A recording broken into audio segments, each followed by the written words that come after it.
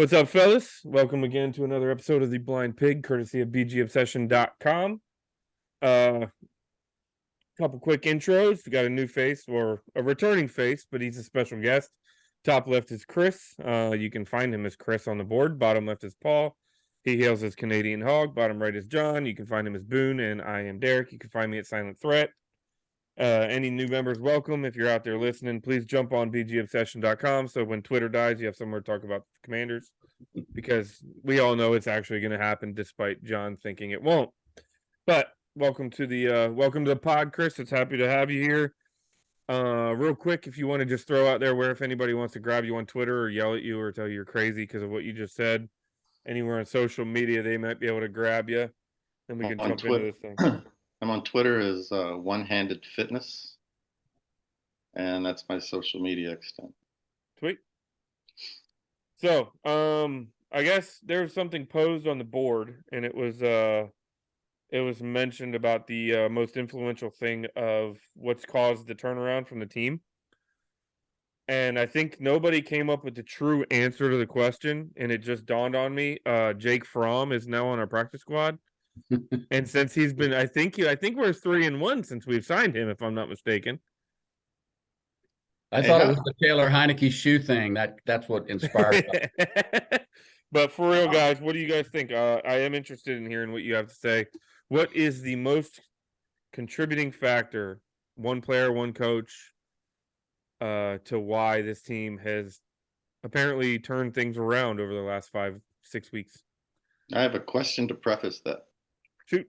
Has anybody done the math on the Dan Snyder announcement and the winning streak? That is an interesting one, actually. That is an interesting one, because I think I think the narrative has always been, well, the players don't, they're just here to play football. But you have to wonder whether that wasn't as much a big brick hanging around their necks as it was the fans. We don't know, right? Really, but that's an interesting question. We'll have to figure that out. That is. What's up, Paul? No, I just wanted to say, like, when you think of it, like Benjamin St-Juste, I think at one point pretty much acknowledged flat out that was a huge distraction hanging over this team. And there was almost a unified sense of relief, afterwards in regards to the potential positive news that he's selling. But in regards to your question, Derek, I have to say that in my opinion, I think it ultimately falls on the shoulders of Ron Rivera. At 1-4, it's easy to start panicking, but he always seems to just have a sense of conviction in what he's doing, and he never really wavered from that. And I think for the most part, our players have followed suit. They've seen the way he goes about doing his business each and every day in the same consistent way. And I think if you don't have that, things are going to fall apart. And it's just really nice to see that these guys continue to play for him. It's really nice to see that they are willing to put it all out on the line for him, regardless of how good or bad things become in Washington. And I think that he deserves a lot of credit. I mean, he takes a ton of heat for what goes on here, but to be able to consistently show resolve through all the adversity and all the difficulties that he deals with off the field as well, I think it's a true testament to the type of person he is and to the character we have in this football team as well. If I could add on to that real quick, I mentioned to Derek before we went live, I watched an interview with Chase Young in the locker room today after practice, and one of the reporters asked him, or said to him, I noticed that you're always standing by Rivera during the game. Is that because you're trying to, listen to what's going on? You're trying to learn something along the way? And Chase said it's because of his energy. I draw energy from him. And that woke me up a little bit because perhaps he has more of an impact and an effect on that locker room than I was ever giving him credit for. And, if Chase Young would say that to reporters in a public an announcement. I think that's pretty impressive. So, Bob, we're revisiting the great thread on BGO regarding what if you had to pick one player or one coach or one nice. what kind of got the season turned around. So while you think about that, I'll throw on my 2 cents. A lot of people would, I think the easy ones are, some people would say Taylor Heineke. And I mean, I think there's a lot of positives with Taylor Heineke, but let's be honest, it ain't our record-setting offense that's winning us games the last 6 weeks. So I think he's done a good job, but I don't think that's it.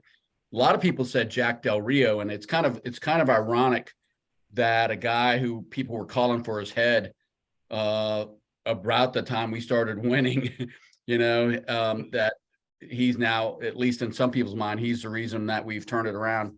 On the board, I said Jonathan Allen, because I think you got to credit the defense for the turnaround, whether no matter who's ultimately responsible for that, whether it's Rivera or Del Rio. But I picked Jonathan Payne because I think he's Jonathan Payne?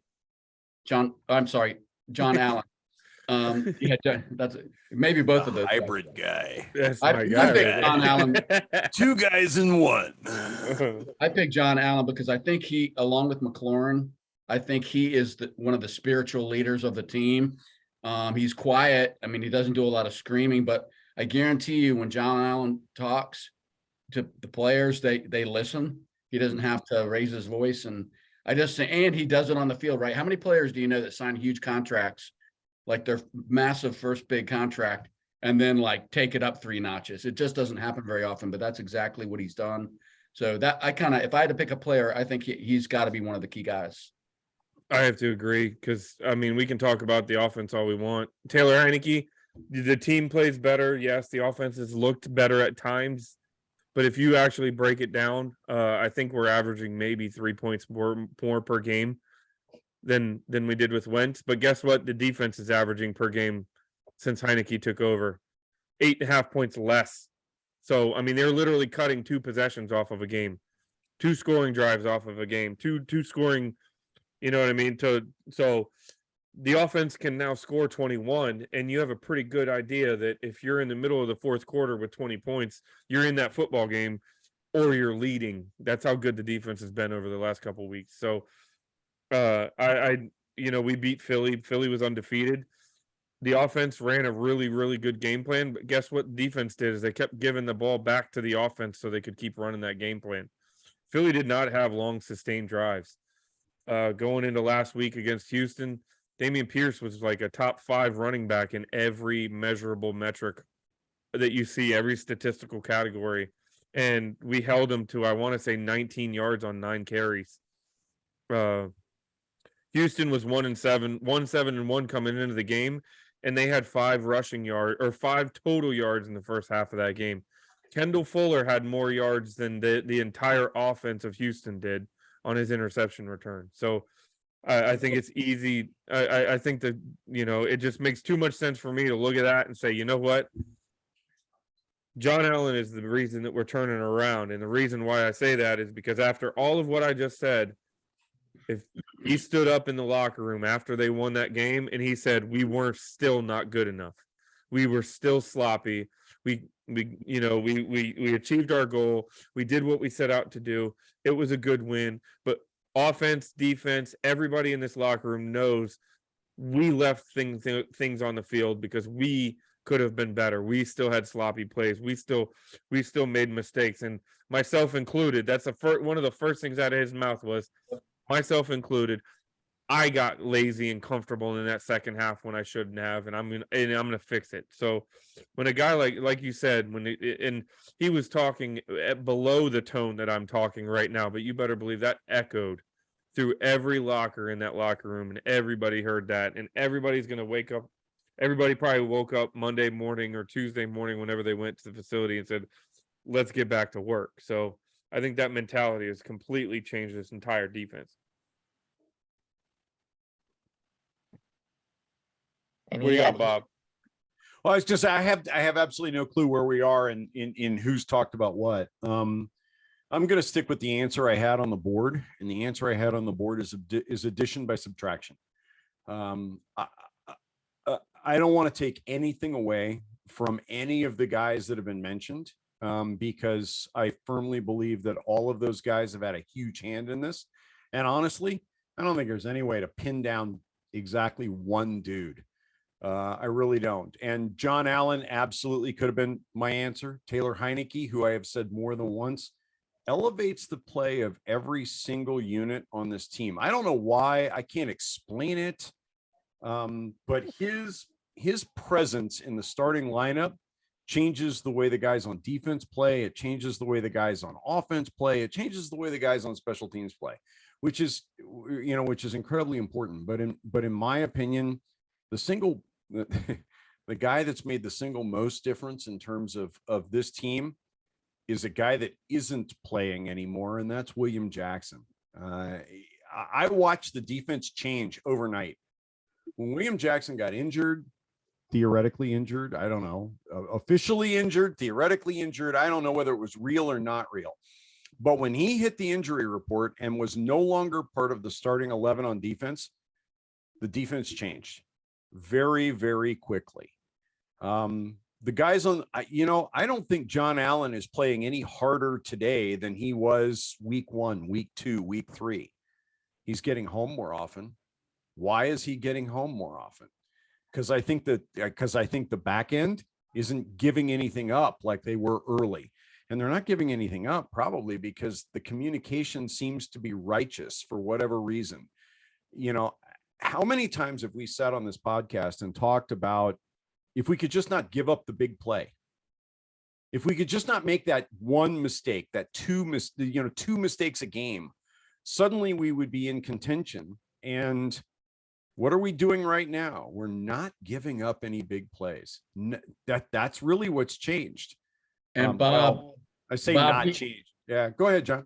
We only gave up 2 of 13 third downs. And normally the norm for Commanders fans is it's third down and it doesn't matter because we're sitting a brick. It's because third down and a disaster waiting to happen. We didn't let them do anything on first down or second down. Here comes third down, and we're just all like, we don't even want to watch. But yeah, it's not happening. I do want to say at the beginning of the year, I think we used to root for 3rd and 2 because then you figured they're going to probably run it, and we might have a chance. Right. But more than 3rd and 8 was a 25-yard play, if not a 45-yard play, waiting to happen. Yeah. And to your point, Bob, and that's a really good point now that you mention it, because in BGO chat, I think Paul pointed out there was 3 sacks, 3 times at least, that Davis Mills dropped back and he had the ball in his hand for 4 to 5 seconds. Yeah, you know what I mean. And coverage sack. And it was, we're all looking at the D line like, yeah, they're doing their job, blah. But then it's like, wait a minute, the reason they're doing their job is because there's nobody back there that's open for him to throw it to. Or at least it's confusing enough on the defensive side, and you know what I mean, that the coverage is there. So that's a really good point. For whatever reason, it feels like the back 7 are on the same page now, and maybe it is happenstance that they're all on the same page now that William Jackson is on a different team. And this is, for the record, I am not throwing stones at William Jackson. I think the guy is probably a brilliant cornerback. I think he is just not cut out for the scheme that Jack Del Rio wants to run. I don't think it was his thing. And I think he was brilliant at Cincinnati before he came to Washington. And I think he'll be brilliant at Pittsburgh after leaving here. I just think he probably wasn't the right guy for us for the scheme that we want to run. He didn't, his particular skill set and talents didn't fit in, and pulling him out creates a significantly better level of communication between guys like St. Just, who Paul's been, just positively, screaming the virtues of for 2 years now. And rightfully so, by the way, Paul. Fuller, who I loved his first time around, but for the last 18 months, Fuller hasn't looked brilliant. Take Jackson out of the lineup, and suddenly Fuller looks like the same guy that played here as a rookie that we all dearly loved and didn't want to give up to Kansas City, right? And then you've got Derek Forrest coming on, which is probably completely unrelated to Jackson leaving. But Forrest coming up and Jackson leaving as a combination has just been amazing for this defensive secondary. And now suddenly, like Derek mentioned, you've got quarterback standing there for 3.5, 4.5, 5 seconds. And man, I'm sorry, nobody lasts 4 seconds against this defensive front. And so to me, it's addition by subtraction. The other thing that happened along the same time frame as Jackson getting demoted was they read Jamin Davis the riot act publicly, which a lot of people had a problem with, and they've talked about that since, so we don't need to rehash that. But that guy looks like a totally different player. I mean, he doesn't look anything at all like he did the first 2 or 3 games of the season. And he's calling the plays now. It would be a disaster if, with Cole Holcomb out, if he had not stepped up when he did. We'd be in big trouble. Yes, agreed. Which is why, Paul, I love the question, by the way. The which player makes the difference? I absolutely love the fact that you posed that question. I just don't think it's any one player. Yeah, So what do you guys think about the game on Sunday, man? It was a pretty fun one to watch. Was anyone worried at any point? Did anyone feel any stress at all in that game at any point, other than maybe the first 3 series when we couldn't seem to get a first down? But the first drive was anxious, and then Fuller picked that ball off, and it was like, all right. And the offense couldn't get going, but their offense they got going less. I think we had a total of 3 net yards in our first 2 drives. I think they had a loss of like 8 or 9, including an interception for a touchdown. So not really. I cannot clearly remember the last time I could lay on the couch, watch a game, have no stress, smile, enjoy, totally relaxed and comfortable. I can't remember the last time. And Sunday was it? Sunday was it. Yeah, that's how I thought. And to your point, Chris, that even includes the Dallas game on Thanksgiving was that 2 years ago where it wasn't even close. Even then you had your apprehension, because how many times have we seen that lead faltered? But Sunday there was no. I'm watching the game halfway through the second quarter or halfway through the second or third quarter thinking, all right, well, at what point do we need to get to see Howell and some of the backups get in this game? I remember Clinton Longley on Thanksgiving, and I remember Rocket Ismail. Oh, Rocket Ismail. Oh my God. When I was the last person to leave the stadium, security had to come get me to go because I just couldn't move. I was so stunned and disappointed. So I never have ever smiled against a Dallas game until the clock strikes 0. All right. I'm not quite that bad, Chris. Jeez. There've been a couple of Thanksgiving games. The Thanksgiving game with RG3. And then there was the Thanksgiving game a couple of years and just so you guys fully understand, and actually I know most of you do, but Chris probably doesn't. I live in Texas. My in-laws are all Cowboys fans, and I will spend tomorrow, Thanksgiving Day, at my mother and father-in-law's house, where they bleed blue and white the same way I bleed burgundy and gold. and there've been a couple of Thanksgivings. I wanted to go out back and open my wrists. There've also been a couple of Thanksgivings where it was really, really hard to be the good son-in-law. and 2 years ago was one of those. By the second quarter, I was like, this is going to be one of those days where I need to keep my mouth shut, isn't it? You can root for them tomorrow. I'm going to. It's against the Giants. But I would rather the Giants lose. So one thing I saw in the game that I was excited about, I don't know if it jumped out at you guys, but Logan Thomas actually looked a little like Logan Thomas. And I think he had I wrote it down somewhere. I think he had 6 or 8 receptions. He was 5 of 6 for 65 yards. He had that 119 yarder. He just looked like he was making Logan Thomas moves. Heineke was seeing him open and hitting him. And I got very excited about that, because if we get him rolling on top of what we've already got going, our running game is just cooking. I thought Robinson looked even better than probably the best he's looked. Not so much, not spectacular yards, but he ran really, really hard. And I wish they would give Curtis Samuels a few more handoffs, man. He's like averaging like 9 yards a carry or something. They just don't know what to do with it when they hand it off to Samuel. Paul, you look like you have something to say. No, the only thing I wanted to say about the Houston game, because John had asked the question, what our reaction was, what we thought type thing. I heard a lot of people complaining about that game, saying, oh, it wasn't really a clean victory and whatnot. It's the Texans, we should have battered them, etc. I think that's a bunch of baloney. At the end of the day, I know the Texans have one win, but they're an NFL team. There have been 5 games this year that they've held within a 1-score game.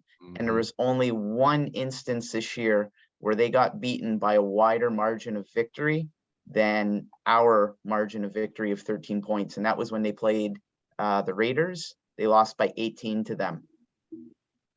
The Raiders. Otherwise, they've been fairly competitive in several of the games they've played this year. I mean, they even were in a fairly close game for the most part against Philadelphia. So, I mean, not every game is going to be perfect. We're not an NFL juggernaut. I think that people need to tame their expectations when it comes to this team. The fact is, we didn't roll over and become a lame duck in a game that everybody thought we should have won. We did what we were supposed to do on the weekend. They have one weapon in Dameon Pierce. We held them, we shut them down. The defense took care of business. We had 5 sacks, 2 interceptions. I mean, it was a professional day at the office, if you ask me. Yes, it was. So, did you guys, anyone hear Doc Walker's post-game comments? Because it goes to what Paul was saying. I could only listen for like 5 minutes, but he was out of control. Like, I've never heard him rage like how this team like let up on the gas and no killer instinct. And I mean, it was like, you would have thought we lost by 30. And I actually tweeted at him, "You are really a buzzkill." His immediate reply, while he's on the air, by the way, was, "You do you, BGO, and I'll do me." But anyway, I said, I still love you, Doc, but come on, man. Paul, I'm glad you brought that up. And I think because I was one of those people that I actually have been a little bit, not critical, but I've tempered myself. So I hope that there's an understanding that there's a difference between being critical of the team. I am not critical of the team. I'm very proud of how they showed up. How many times have we talked about on this podcast a week ago about this is the kind of game that we stumble into and we find ourselves losing because we're just, we take our eyes off the prize and we just beat the undefeated team and we think we are owed something. So no, they showed up. I am happy they showed up. But I think that this game again reinforces the thing that I think we all believe. Like you said, Paul, we're not a juggernaut. The offense scored 16 points against the worst team in the NFL right now, statistically. Now, well, we could have scored. Obviously, at the end. Gibson took a knee at the end of the game, which was responsible and fine, and everybody, he could have scored there. They're not scoring 21 points in 2 minutes, okay? But for what it's worth, so let's give them 23. That still puts us at around our average against a bad football team. The defense is playoff worthy. The offense isn't there yet. That doesn't mean we're bad. I just think it means that we can still see this team for what they are. We beat a bad team handily, but we did it while not showing out offensively or doing more than what we do regular.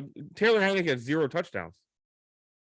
You know what I mean? He didn't need to. I get it. He didn't need to. But so I hope there's a difference between, I'm not critical of the win. I'm proud of the win. I'm happy of the win. They did what they needed to do. While it also reinforcing what we've always thought from the beginning is we're not there yet. We could have been there. We probably could have scored another 14 to 17 points just on the drives that happened. You know what I mean? But we didn't execute. So it's almost more of a compliment of there's more out there. This team did not cap out against Houston. We just need to figure out over the next 6 weeks how to get those other 14 points. And then we're talking about a team that can really do some damage. Maybe it's ultimately a good thing that will pay dividends down the road, that they didn't come out and just dominate. Hang a 40 burger. Yeah, maybe to keep them a little more grounded than if they had.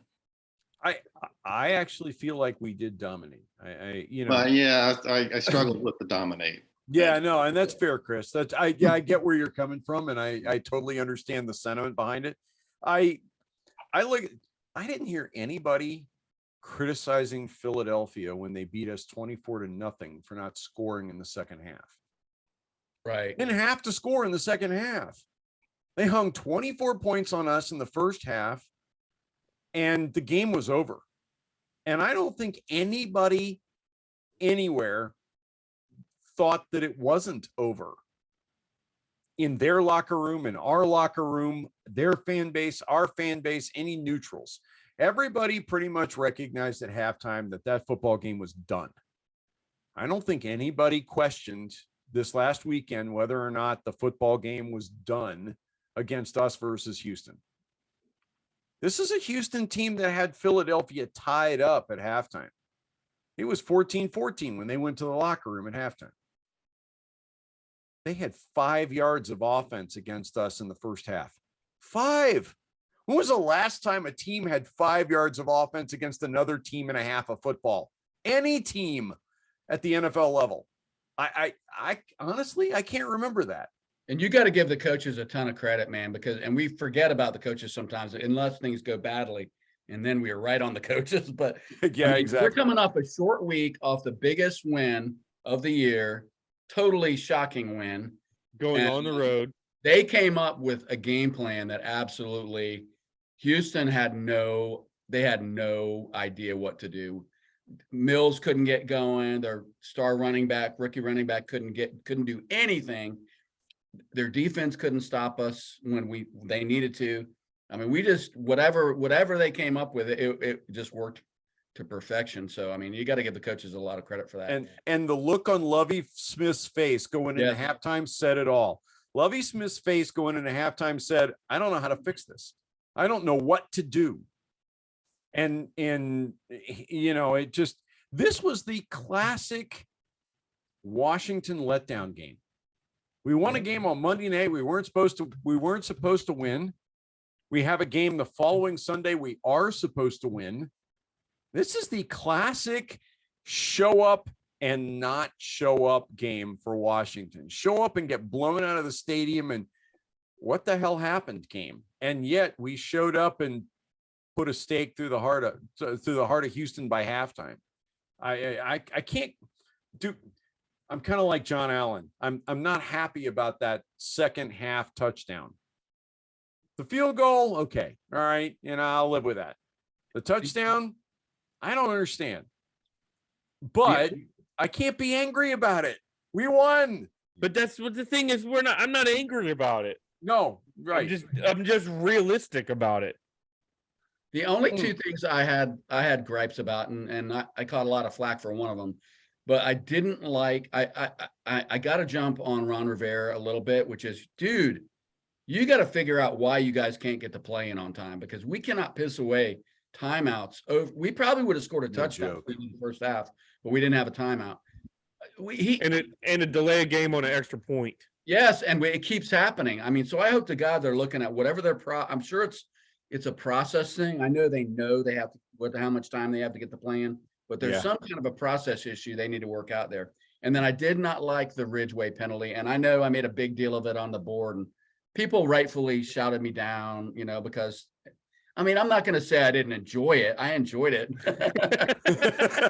But the bottom line is doing a WWF move is not legal, and you're going to get flagged on it every time. And the only reason I'm harping on it is because it's the second game in a row where Mr. Ridgeway, who I agree is probably an awesome pickup from a rival, and he'll probably be a really good player for us. But you just can't keep doing that, man. You can't. It's already hurt us once. That didn't hurt us on Sunday, but it's still a stupid, undisciplined penalty. So I hope the coaches, while saying Yeah, that was pretty fun to watch. I hope they talk to him about that. Yes, agreed. Well, the rest of the defensive line is going to pay 1/4 of his fine, but he was told we're only doing it once. Right. I love that comment by John Allen. If we didn't help the guy out, he'd be playing for free through December. Yeah. I thought that was a brilliant, and the fact that they're all helping him out. But yeah, one time you get one. Do you guys remember? Paul may remember this about 4 pods ago. I said, why don't they use Antonio Gibson on kickoff returns?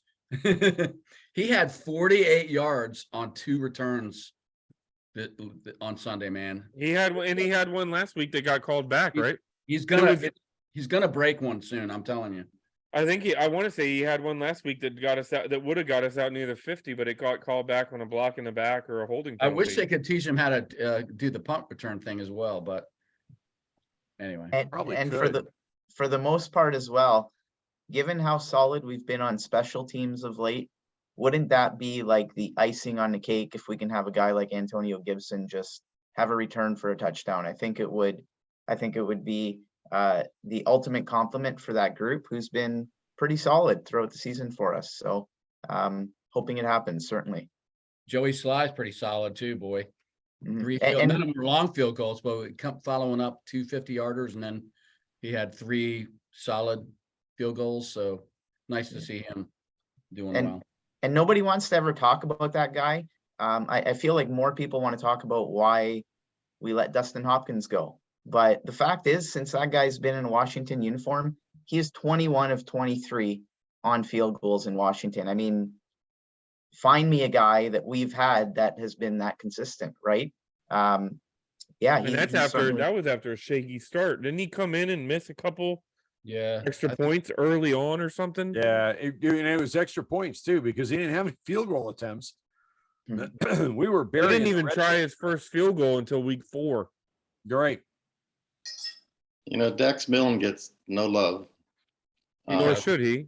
Sorry, did I say that out loud? Wait, I think Chris is going somewhere else with us, Derek. I get absolutely no flashbacks to Steven Sims when I watch him, and I never have any question about, oh God, I hope he doesn't muff it or drop it or whatever. He may not be a steamroller going forward, but he can catch that ball. Yes. No, that's a very good point, Chris. He's not a concern for turning the ball over.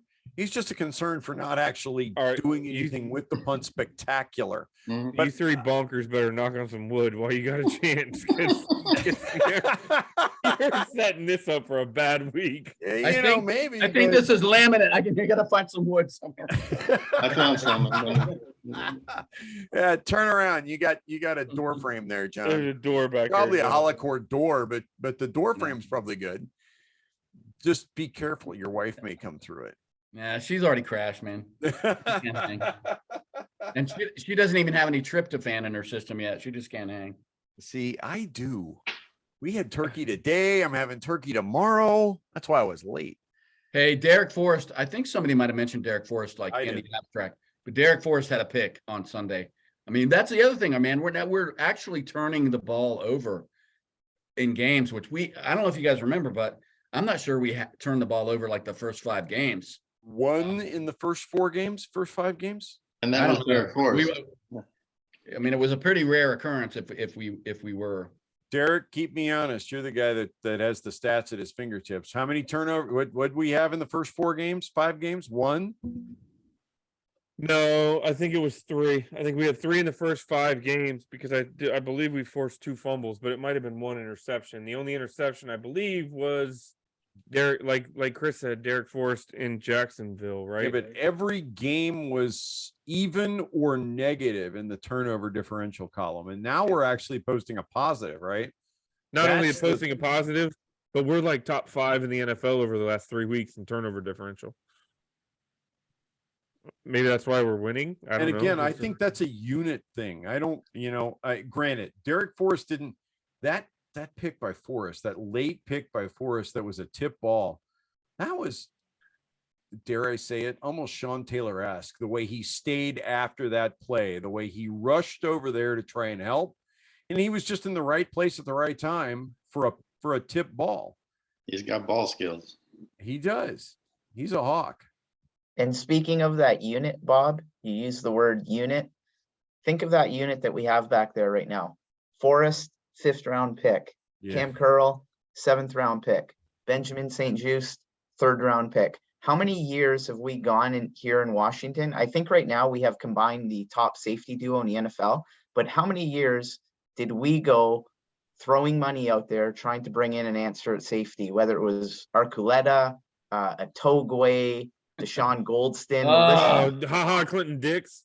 Yes, the fact Yeah. that we've been able to now potentially solidify that position for the next, On 5 or rookie so years contracts. with Both 5th of them and are on 7th. rookie contracts. With a couple Yeah. of ridiculously late round picks. Yeah, and I thought about that today, and I just didn't have time to say anything. We keep talking about how are we going to pay Daron Payne after paying John Allen while we try and figure out what we're doing with Chase Young and Montez Sweat. I got a bigger nightmare for us. How are we going to pay Benjamin St-Juste, Cam Curl, and Derek Forrest? We got 3 guys in the backfield right now that are arguably some of the best at their positions. And On they're all rookie going to deals. be looking for a payday in the next 3 years. Derek Curl's up Forrest next is a year, pure isn't he? rookie, but what? Cam Curl is 3rd year, St-Juste is 2nd year, right? So Yeah. those 2 guys are going to be looking for a contract extension in the next 2 Forrest years. is 2nd year, isn't he? I thought Yes. Forrest is his 2nd year. Forrest is 2nd year. Yeah. Oh, Yeah, Butler Forrest- was this year. Butler's Yes. Don't Butler's sleep on Percy Butler either. Percy no, Butler's. Oh, exactly. yeah. We've got it. Yeah, we've got all these guys in the defensive backfield that are going to be looking for contract extensions who are playing at the very top, not just of their game or our game, but the league game. So What a there's terrible- good what a news, terrible- Bob. There's good news. We might be a team that doesn't have Dan Snyder as the owner. We might be a team that's got like a big ass, incredible new stadium in the works. We might be a team that goes to the playoffs and wins more than it loses. And I know that doesn't always mean everything, but I think that's been one of our biggest problems with guys like Scherf and Cousins and other guys is that, and even Trent Williams, they don't want to be on this freaking team, in the mess that is Washington. And lately, John, there's not a you lot can of use talk the about the real word. mess, right? There's a lot of talk about things that we love to talk about other than Dan Snyder and the mess that the franchise has been. So I know that doesn't answer everything, but I do think that it makes a big difference if you're an attractive. Well, And if we can't keep all those guys, we might be able to attract some free agents, versus like the And- 2nd or 3rd tier, which is what we usually get. and to that point, the salary cap with the TV deals that are going right now, the salary cap is going to get stupid. Okay, so I think how you circumvent that is you pay the rest of the guys on the roster, and you have you find your quarterback on a rookie deal. Because that's how. If you look at the teams that have been consistently good, not named the New England Patriots, where you have a unicorn who takes a freaking pay cut because he doesn't have to make as much money, he doesn't care. Most of them are winning consistently on a rookie deal. You look at Russell Wilson in Seattle. You look at right now. You look at Josh Allen in Buffalo. Obviously, Mahomes has gotten his deal, but I believe he was on a rookie deal when they won the Super Bowl. And so if you can find your quarterback in the 1st round, so you have 5 years of control, and he's on a rookie team-friendly deal where you're not paying him $50 million a year to be your quarterback, you can afford to pay everybody else on the team. Yeah, right now we're playing well enough that we pick between 15 and 25 though, Derek. And Here's the thing though, look at this team. If you want to talk about a parallel, look at this team and you look at Seattle as they were building that team before they went on their run. The Legion of Boom, the defensive line with guys like Calais Campbell and some of those. But Then they got others. lucky as hell, man. You can't. Don't. And That's they, the only I'm problem not with that. saying that you're Yeah, going to Wilson- find Russell Wilson in the 3rd round, but if you can find a quarterback who Maybe we already capable- did. Maybe he's on the roster, man. That's my point. That's part of the might point. be. I realize John's talking about Sam Howell, I think we're overlooking Taylor Heineke. The dude's 3-1. He's actually Dude's 3-1. All right. Is he the end all be all of the world? The answer is no. But the backside of that equation, just as I said earlier when we were talking about what's different about this team now, is the entire team plays differently when Taylor's in the starting 22. So maybe we sign him for 6 years at $15 million a year, and he'd probably take that right now. I don't know about 6 years, but I'll tell you what, he's And radically we have the best underpaid roster right now. in the NFL built around him. I don't know. Maybe He's radically underpaid right now. I'd just like to add what a terrible burden it is to be sitting here worried about how we're going to be able to pay all of our young star talent. Yes. Amen, brother. Yeah. You're exactly right. Yeah. Most of us are old enough that we don't have a clue what that kind of money looks like. And no, we're never going to see it. I mean, that's a hell of a point, because if you look at the way the dynamic of this team is different, we legitimately, oh God, who was I talking to? I don't remember who I was talking to the other day, but we have 2 guys on our team that would be unequivocally starting on 31 of 32 other teams. And you're talking about guys like John Allen and Terry McLaurin. Then you look at the depth. And if you want to talk about depth, Derek Forrest probably starts on the majority of the teams in the league. Cam Curl definitely starts on the majority of the teams in the league. Sweat and Payne starters. Sweat, Payne, and now the way that Jamin Davis is playing now, he might not be your alpha middle linebacker, but that guy, they're going to find a way to put that guy on the field. Well, and St. Jude's another one. So we're talking about a roster that 3 years ago we were trying to find reasons to keep people. You know what I'm like? And to Ron Rivera's credit, he held on to 4 or 5 guys that were here before him and re-signed them and have inked them to deals. Rouillet, our all-pro punter Tressway, and some other guys. But this roster is completely flipped, and now we all wanted this whole season. Year 3, we were arguing year 3 in the offseason. We were talking about year 3. When is the team going to take the next step? When is the system going to take the next step?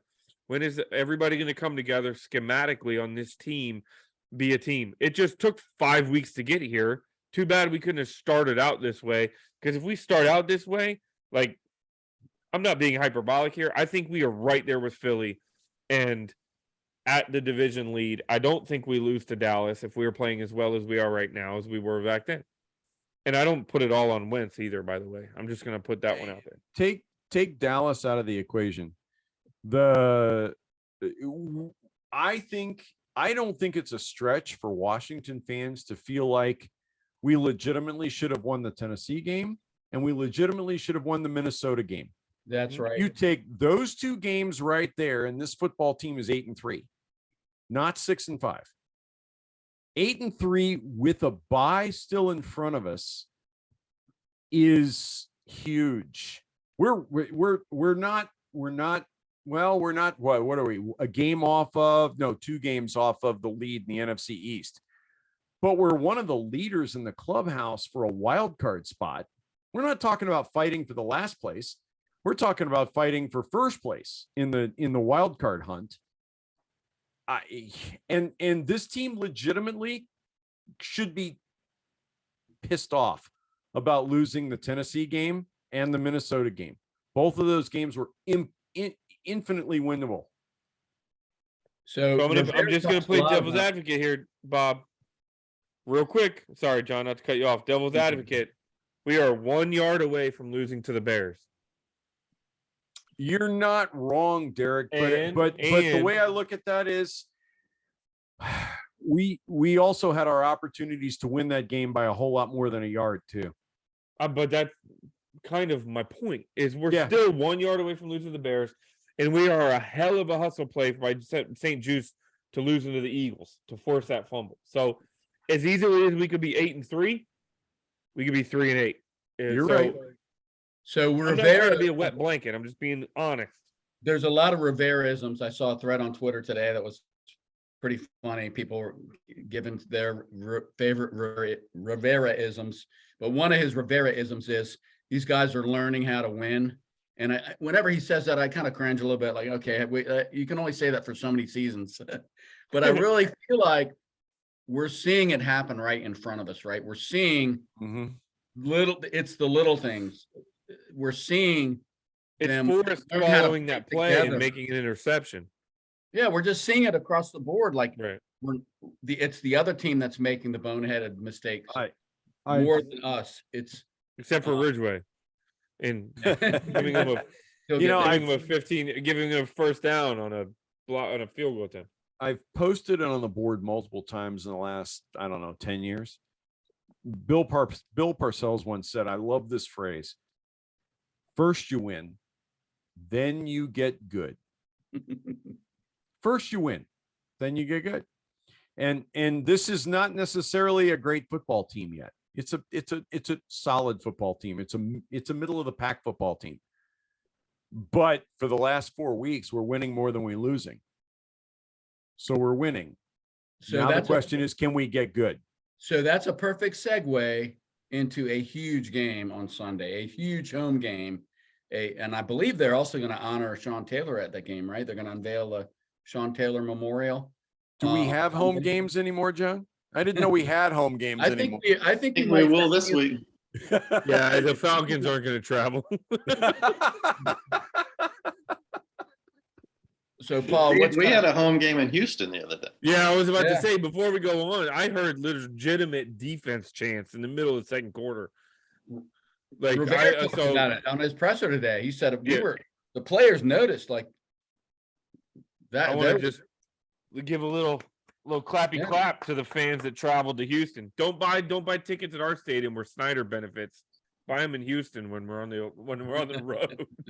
I feel called out because I only live like 3 hours from the Houston stadium and I didn't go.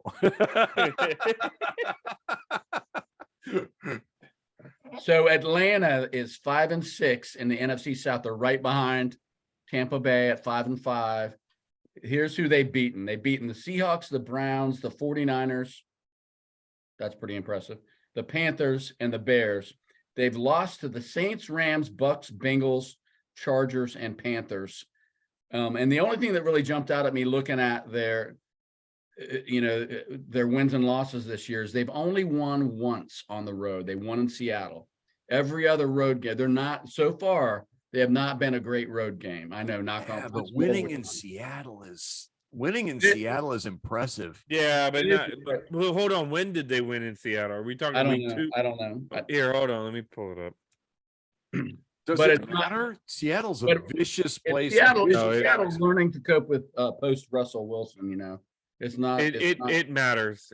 That was week 3. So Seattle at that point had not been reborn under Geno Smith yet. You know what I mean? Like, I don't know how else to put it, but you're only 3 weeks into the season, and it was an upset 27-23 early. That team is a much different team than it is now in Seattle, in my opinion. I think those fans even realized or came into the season thinking they were going to take a step back. So I think it was a different vibe.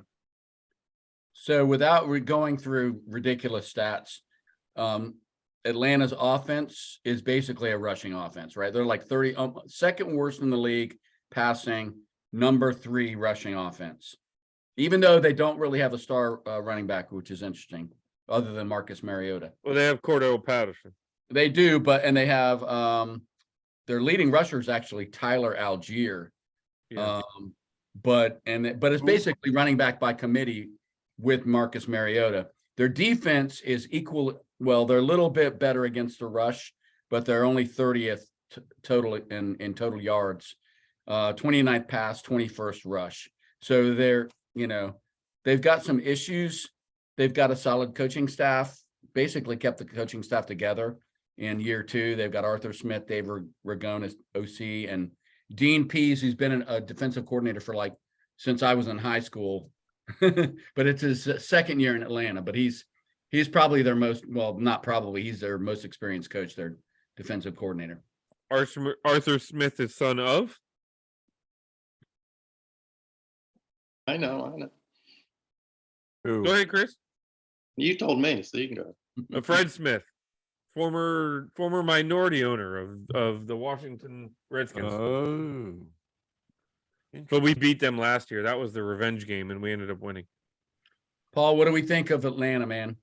Yeah, well, one of the things that jumped out at me when I was taking a little look at Atlanta earlier is it seems like they seem to win a lot of their contests in a similar fashion that we've been able to do over the last 6 weeks or so. Really solid ground attack is usually what is getting the job done for them. In their wins this year, they've averaged 173 yards on the ground in their 5 wins. I believe they are just third in the NFL, only behind the Ravens and Bears in average rushing yards per game. You guys mentioned the idea of a committee attack that they got there. They got 4 guys that are averaging over 30 yards per game on the ground this year. So, I mean, you have to be prepared for whatever it is they're going to throw at you, because it's not like a Houston type situation where you stop Dameon Pierce and that's pretty much the ball game. You got to be prepared for a variety of guys that they have there. I think we just have to literally put this game on Mariota's shoulders, emphasize stopping the run and let him beat you with his arm type thing.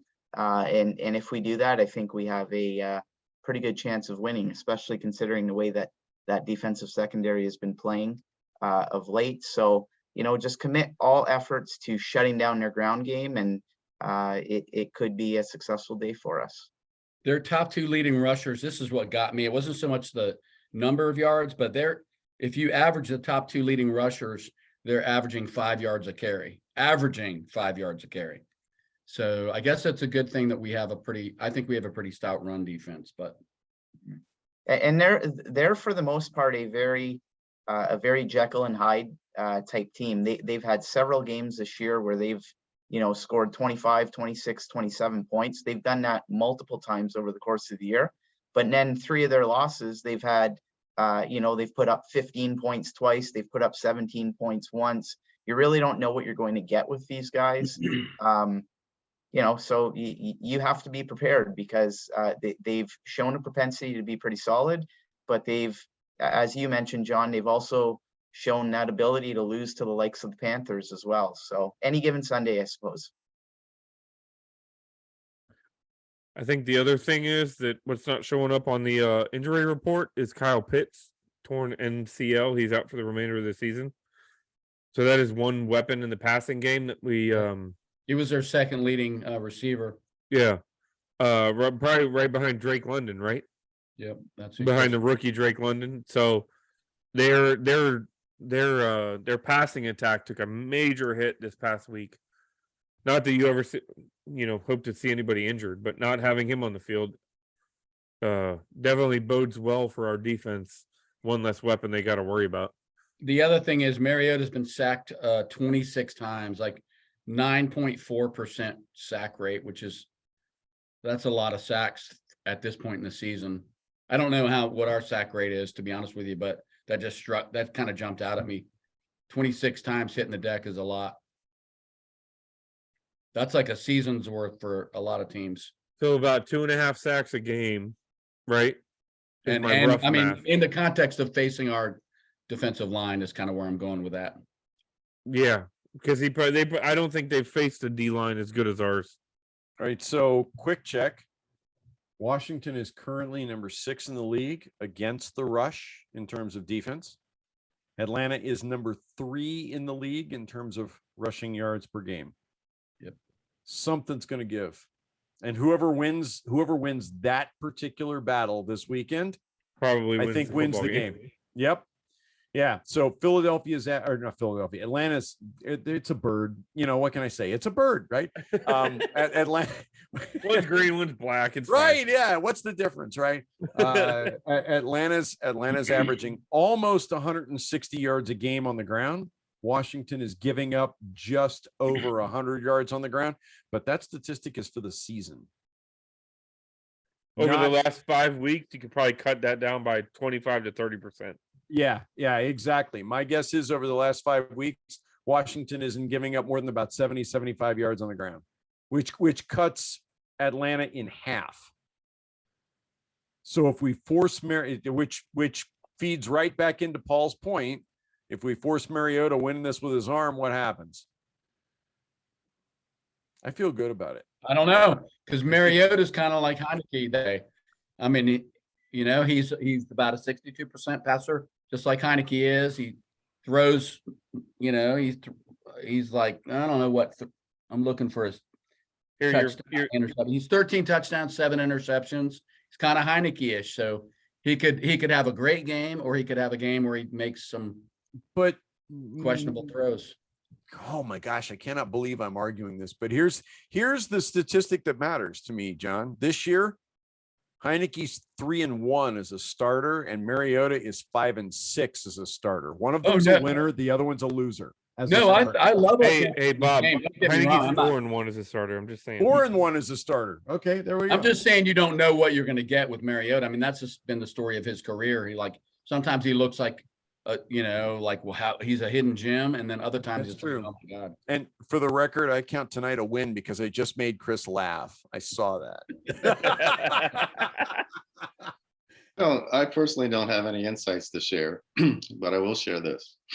I was listening to Logan Paulson, whose analysis I respect, on the John Keim Report podcast.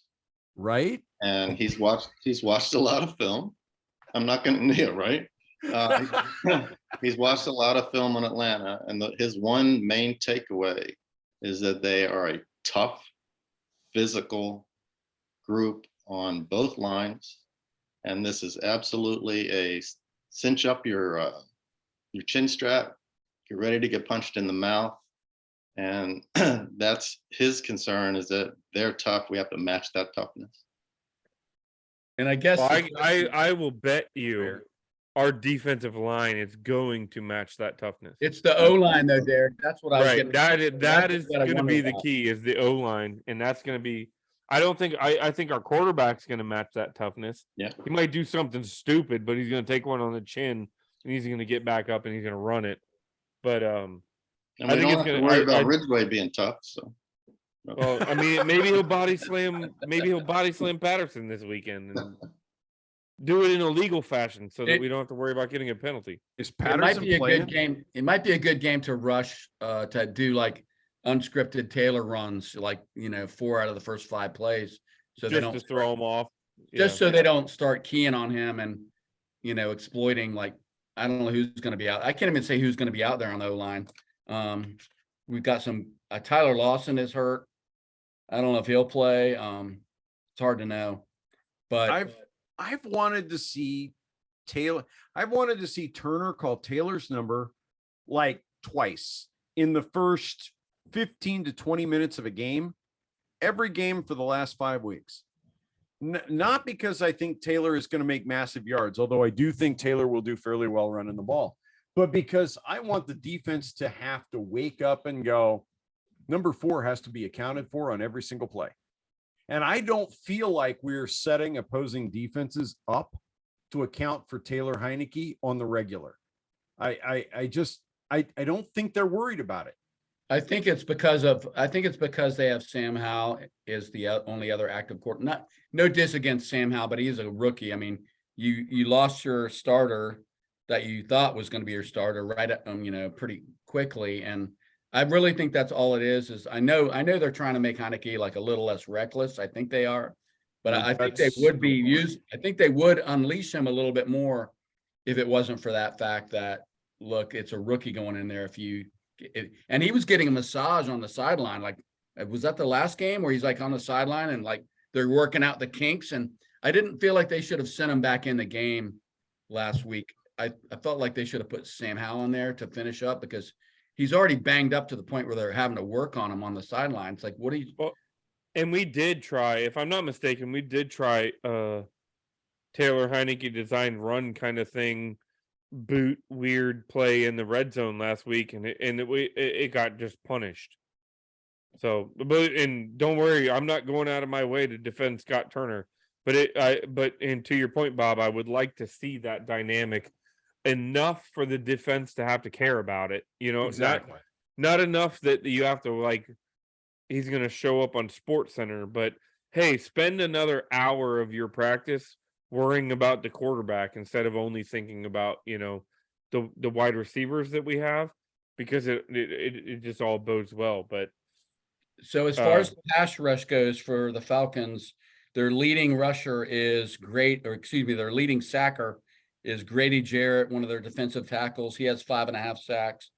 And then their linebacker, Lorenzo Carter, has 3.5 sacks. So I don't know. You realize we have 3 defensive linemen with more sacks than that. Oh yeah. And speaking of wide receivers, we haven't even talked about the kid, but we get Jahan Dotson back this week, who, by the way, he was back last week. He's back was he? last 3 weeks. He didn't get a single target. He didn't get a single catch last week. He had a He didn't catch. show up in the box score. He had a so- catch. First He had a pass catch of the in the day. red zone.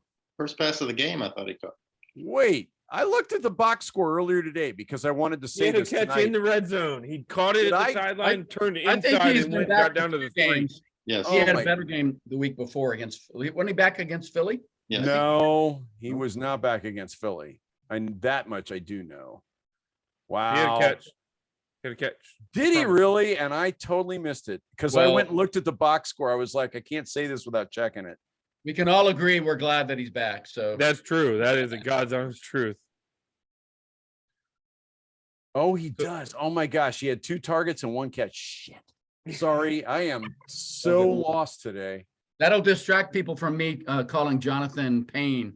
Hey, John Payne, baby. John Payne. That's our the Bash Brothers. That's our new But- nickname. My point still stands. After how many weeks and Jahan Dotson hasn't played, he's still the second leading touchdown scorer on this team. That's because Wentz never threw the ball to McLaurin. That's fair. That's probably Hard to fair. understand. Although the leading touchdown scorer on this team is anyone? Hold on, leading Curtis Samuel. overall, No, overall, who has the most touchdowns on this Antonio team? Gibson. Antonio Gibson. He has 3 on the ground and 2 in the air. I did not Google that. I promise. That was off the top of my head. Jahan Dotson has 4 touchdown catches. As far as I know, he's still leading this year's rookie class for touchdowns. The Christian Green Bay Watson. receiver passed him. Christian Watson had 3. Green Bay receiver. Oh, Yeah, is Watson ahead of him now? Watson, who can't hang on to anything? No, he had 3 touchdowns against Dallas.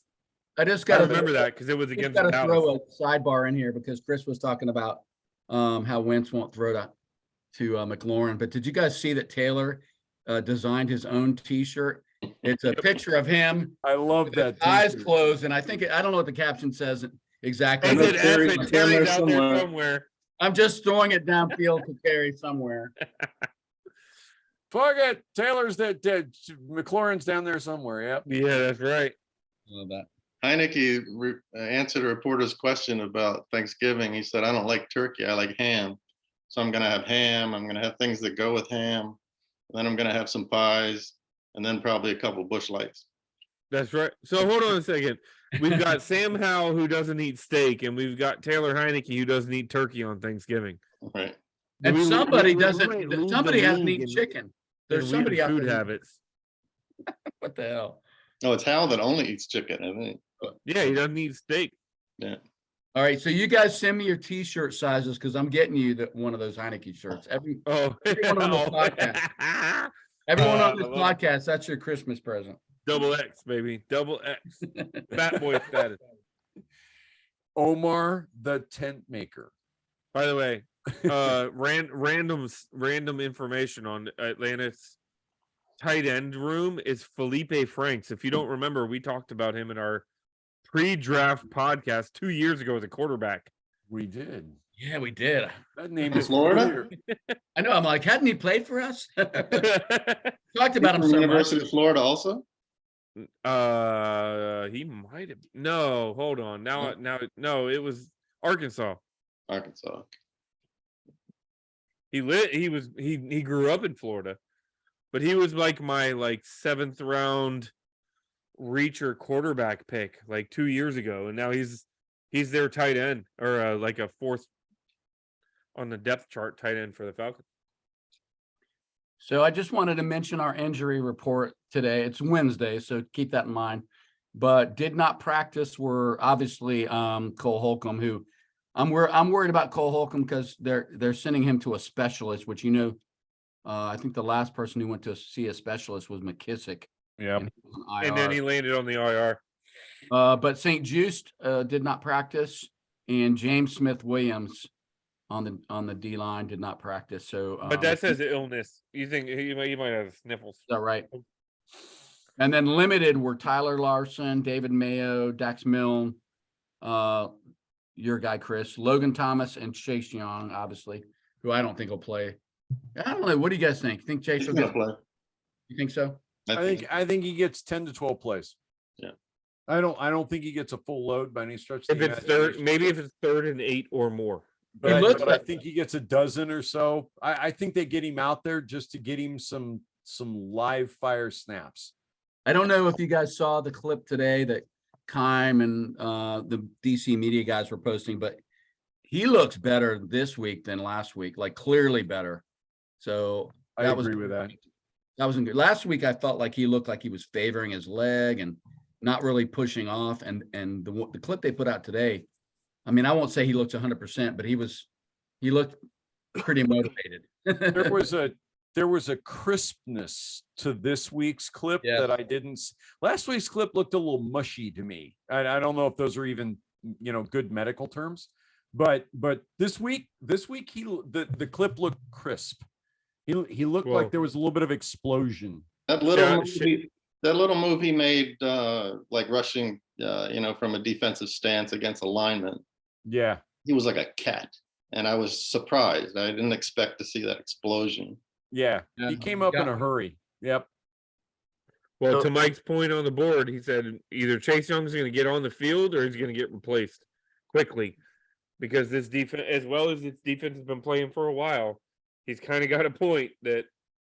Well, I don't think they're going to put a lot on. I think the key is they're not going to put him in a position to lose. They're going to put him in there where, like, whether it's 3rd down or whatever, they're going to use him to spell other guys and not. And don't forget, I brought this up on the board. We have Fedarian Mathis, who's going to be a badass, who is out on the interior. Yeah. So we still have that guy in the mix next year.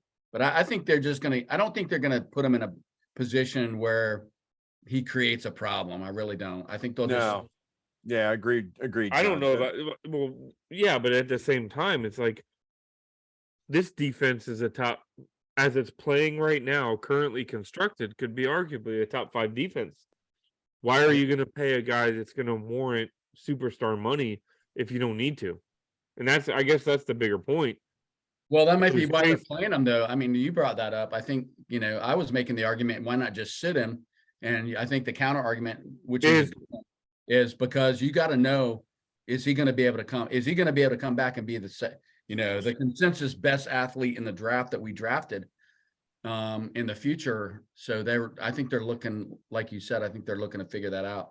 Right, but I guess my point is that even if he is that, does this team need it? Does this defense need it? Or do you pay Payne and do you pay Sweat and do you continue this rotation on the other side with Smith Williams, Casey Toohill, F.A. Obata? You're going to get Phil Mathis back. You've got some depth at Ridgeway. Does Chase Young find himself a year from now going into free agency without a deal, getting paid $25 million like he might think he is? I think it's going to be hard to keep Payne. I think it's going to work itself out. I just have a feeling that Payne is going to be a hot commodity, and maybe we won't end up with him coming back. Well, let me ask you: would you rather pay Payne what you're paying Allen, or would you rather pay Sweat or Young? I don't know. So here's the thing, Derek. I've got Chase Young for 3 more years if I want him. If you play the franchise tag game. Actually, I take that back. I've got him for 2 more years if I want him.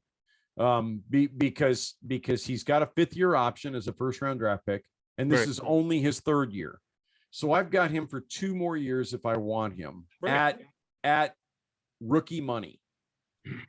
I'm taking that deal. Chase Young is going to be a Washington Commander or whatever the hell we're called in 2023 and 2024. He is going to be here through the end of the 2024 season, unless between now and the end of the year, they determine that this knee injury has really screwed him over. And if the team determines that, then the front office tries to figure out what they can get for him in January or February. So I'm playing the hypo game here.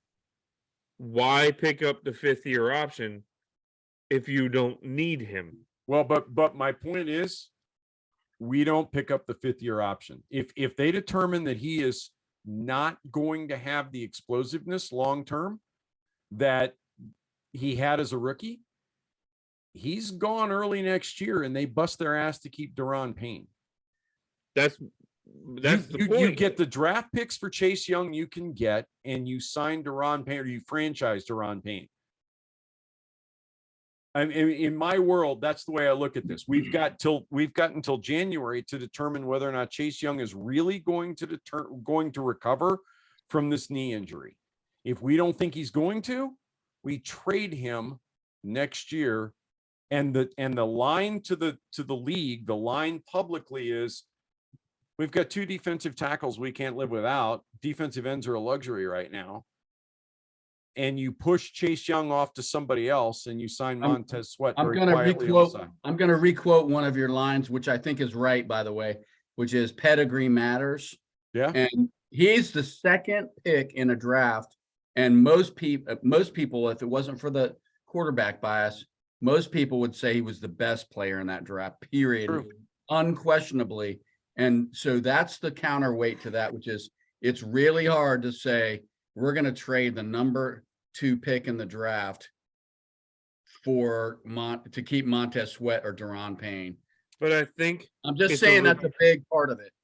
I think it's a legitimate conversation to look at the defense right now without Chase Young and say, you can spend less money and you can sign Payne and you can sign Sweat and have the defense you have on the field now, and you can let Chase Young go somewhere else and get paid Jadeveon Clowney money. And I think like a few more games. I think it's also a legitimate argument to say that the defense right now on the field is top 5. Right. And if Chase Young returns to form, this defense is number 1, and it's not close. This is a 2001 Baltimore Ravens level defense with Chase Young if he is in form. Right now, it's not. We're very good. We are not that level of game dominant, regardless of the fact that we held Houston to 5 yards in the first half, and who knows how long it's been since an NFL team got held like that. But to counter your point, we held the Eagles to 19 and a half minutes of total offense. Well, we look like wait. We held the Eagles. I mean, don't get carried away. We're not. We look terrible to start this year. Like, we're on this wave of success, and that skews everything. I mean, we could be looking at it totally different. It's too small a sample size, right? Yes. Fair, Chris, fair. And Derek, to counter that point, we held the Eagles to 19 and a half total minutes of offense because the law firm of Gibson and Robinson ran the ball repeatedly and absolutely dominated time of possession. Yes, the defense did their part in getting off the field every time Philadelphia had the ball. But if the offense didn't hang on to the football, it doesn't make a fucking bit of difference what the defense does. The defense is right back out there. The offense didn't go 3 and out. They held the ball. They maintained possession. They extended drives. It's a valid point. That's what won the time of possession. I'm not arguing one side or the other. I just wanted to get y'all fired up about a conversation. Anybody have a prediction about this week's game? Paul, what do you think, man? Prediction for this week's game. What are the keys to the game, and what's your prediction? Well, the key to the game is obviously shutting down the Atlanta rushing attack and making them one-dimensional. Not forcing things offensively. I think if we stay patient and try to grind it out, I mean, that's the recipe for success with Taylor Heineke. I know they're paying tribute to Sean Taylor this coming weekend.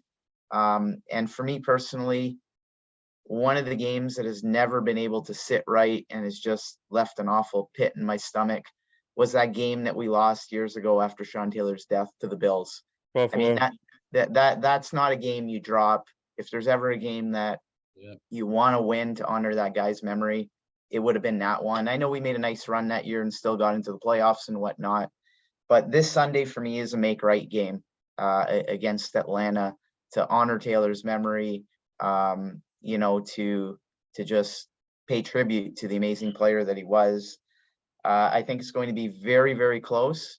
I talked about red zone inefficiency and not being able to score touchdowns in the red zone last week.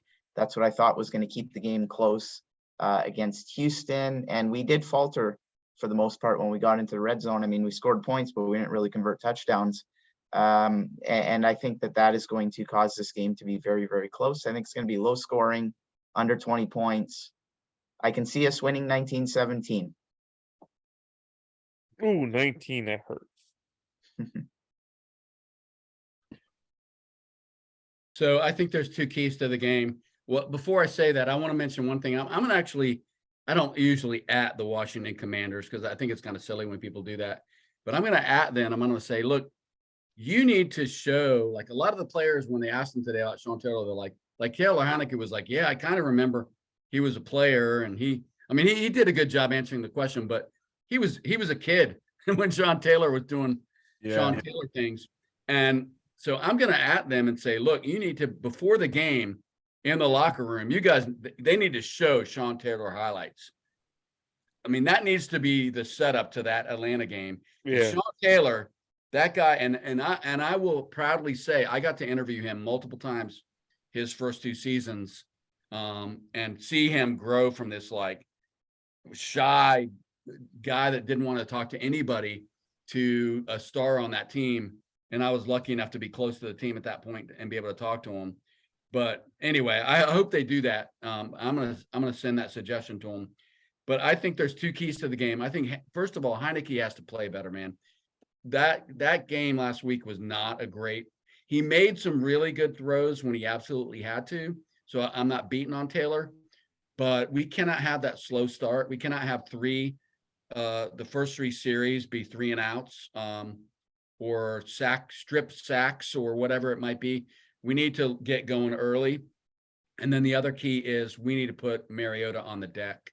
We should be able to put Mariota on the deck repeatedly, and we need to do that right out of the gate so that he never gets comfortable. I feel like our rush defense can slow. We're not going to stop them necessarily, but I think we can minimize the damage on the rush side of the ball, because I think that's probably our best. I think that's probably our number one strength is stopping the run right now.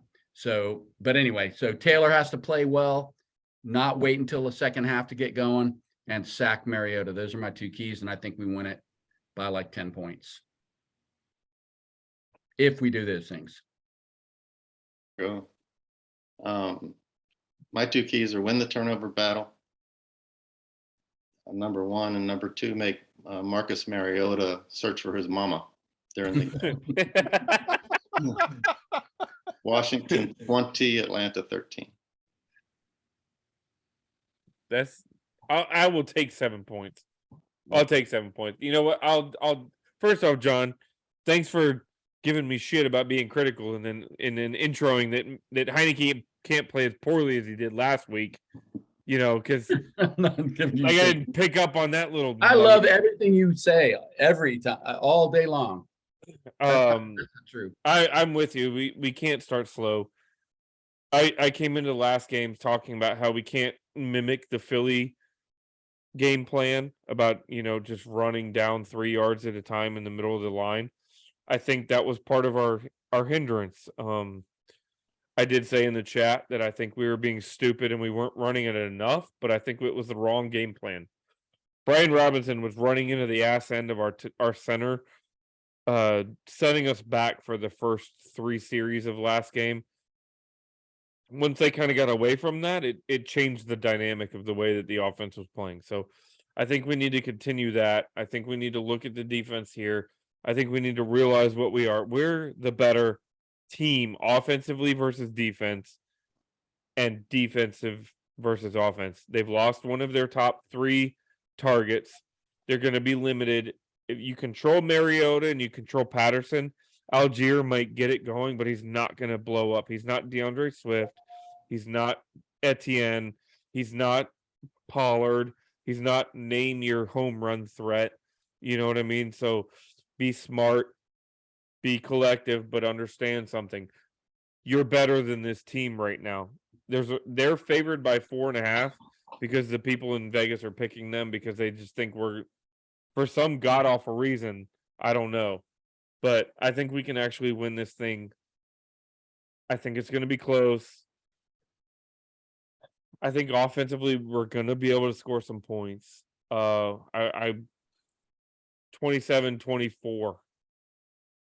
I've never bet on a sports event in my life, but hearing that, I might have to like log in somewhere and make a bet, man. I want to say Atlanta's favored by 4.5. I don't think right there's any in any universe Atlanta should be favored. Yeah, but you got to remember why Vegas favors anybody. Vegas favors anybody because they're trying to get you to bet. They want to get people betting on them. Yeah, they want to get you to bet on the underdog. They want to get you to so the line, you've got to look at the line and try and figure out what Vegas is trying to get you to do. And the reality is Vegas knows more than you know, which is why I don't ever bet on sports, sporting events. Maybe the over under, because a lot of times I got that stuff figured out, but Vegas sets the line in a way to try and draw people into giving them money. And that in and of itself makes me not want to give them money. You know what? I might have had it backwards. They might have been given Atlanta 4.5. Okay. It has to be. So my dream weekend is that Drake London has the best week of his rookie career.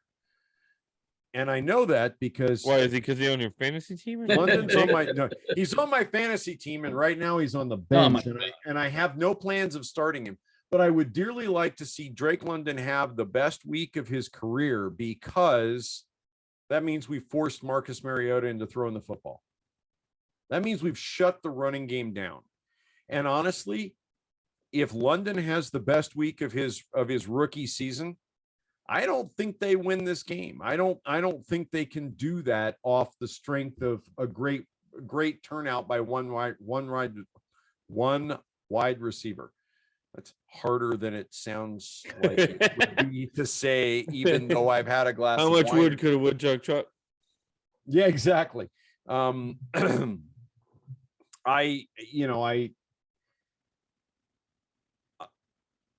keys to this game are to take away the running game. And honestly, the way this defensive line and Jamin Davis, because he's been a very big part of this, but the way this defensive line and Davis have played for the last 3 or 4 weeks, I think it's going to be really hard for anybody to run against this team.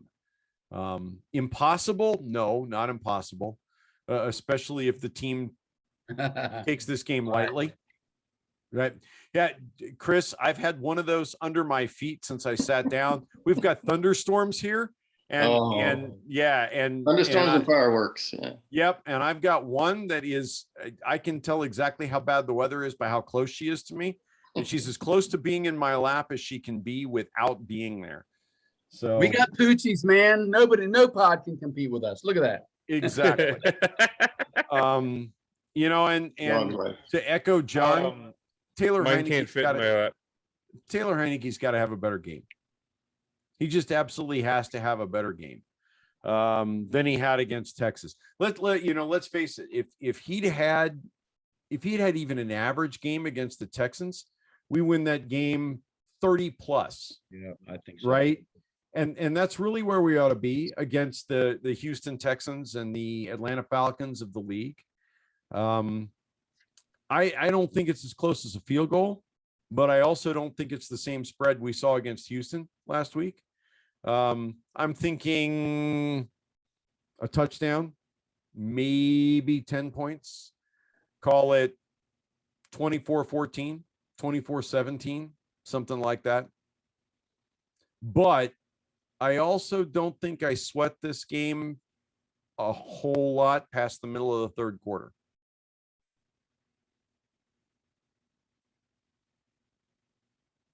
There you go.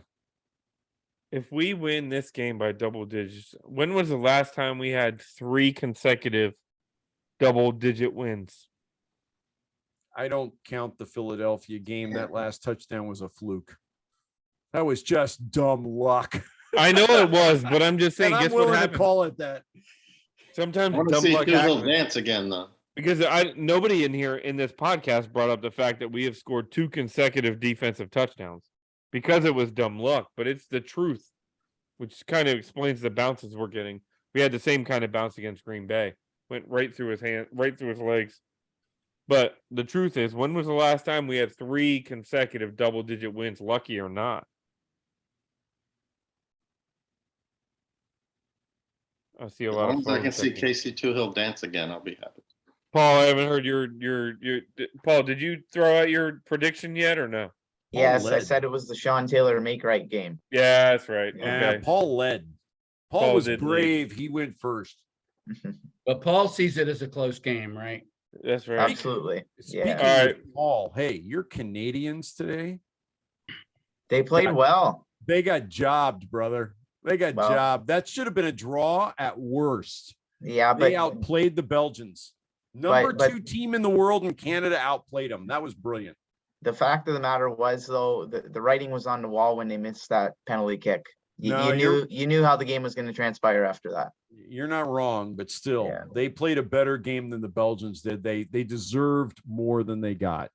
Absolutely. Yeah. But on the positive end of things, I mean, the other game in their group was a draw. So, last place in the group, but only in theory 1 point out of second place. So still a Live chance to in advance, the I guess. US.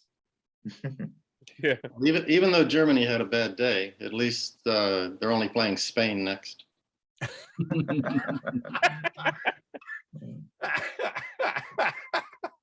Only. Hey, guys. Oh. Not to distract from the compelling World Cup convo, but London Fletcher was nominated for the Hall of Fame today, which is You know who else was nominated? Another Uh, former Washington Redskin, Who? Henry Ellard. Henry Ellard. Oh yeah, Oh, Ellard. How many years he was did a he Ram, play right? here? Wasn't he a Ram? He's a Ram, yeah. He was famous for being part of the greatest show on turf. He only played here, what, 2 years, 3 years? So I was, But he I was was a- curious if Fletcher gets in, which he should, which team he would go in under. But Buffalo. well, he played 4 seasons with the Rams. He played 5. Or no, with Sanford. Buffalo. No, yeah, you're right. The Rams. He has He a played- ring with the Rams, Played doesn't he? 7 with us. I He's know he's working for Washington. Yeah, but I think he goes into the Ram. He has a ring with the Ram, but neither one that made the tackle to prevent the Titan player from scoring the touchdown that would have won the Super Bowl. I think He's he getting was a the paycheck guy. from the Commanders. I don't know. I don't know. Maybe it's up to him. Be interesting to see who he chooses. Oh, I'm sure it's up to him. I kind of thought it would be Buffalo, to be honest with you, but who knows? It could be. Yeah, Ellard played 4 years with Washington, but he played 1, 2, 3, 4, 5, 6, 7, 8, 9, 10, 11, 12 with the Rams. Yeah, see, he goes in with and he's got a ring with the Rams. That guy was drafted in 1983. Holy shit. Yeah. Yep. He's been around. 2-time All-Pro. Wow. I hope you guys, other than Bob, he started Thanksgiving without. Yeah, I know. He's already. We can't say happy future Thanksgiving. He's already full on into Thanksgiving. So I hope everyone has a wonderful Thanksgiving with whoever they except for have. you, Paul. Your Thanksgiving was a month and a half ago. Yes. And please, people, if you're gonna go deep, open your eyes, man. It's the right thing to Fuck it. Terry's out there somewhere, boys. He's out there somewhere. do. It's been a pleasure, Chris. Thanks for joining us for the Glad to be here. always welcome and everybody. It's been good. Happy Thanksgiving to everybody and thank you. Back at you. Black uniforms forever. Yeah, blackout. Later.